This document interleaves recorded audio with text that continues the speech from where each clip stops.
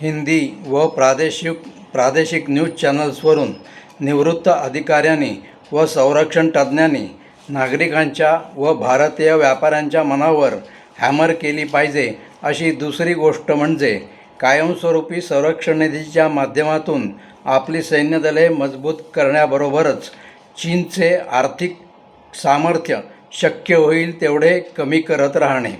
हा मार्ग सर्व नागरिकांना व व्यापाऱ्यांना अगोदरच माहिती आहे आणि तो मार्ग म्हणजे चीनी मालावरील बहिष्कार।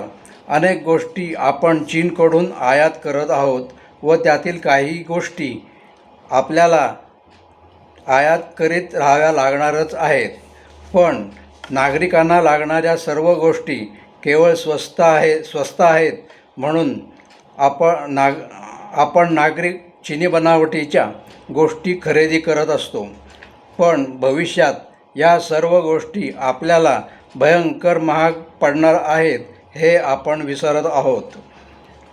स्वमग्न व आरंभशूर असणाऱ्या आम्हा नागरिकांची व व्यापाऱ्यांची जबरदस्त खरडपट्टी काढणे अत्यंत आवश्यक आहे आणि तसा अधिकार संरक्षण तज्ज्ञ व सैन्यदलातील निवृत्त अधिकाऱ्यांना नक्कीच आहे, कारण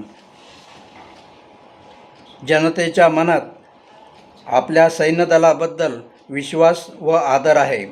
तसेच नजीकच्या भूतकाळात दोनदा घडलेल्या भारत चीन सीमेवरील घडामोडींमागील खरा अर्थही नागरिकांना व या हिंदी न्यूज चॅनल्सना समजला पाहिजे।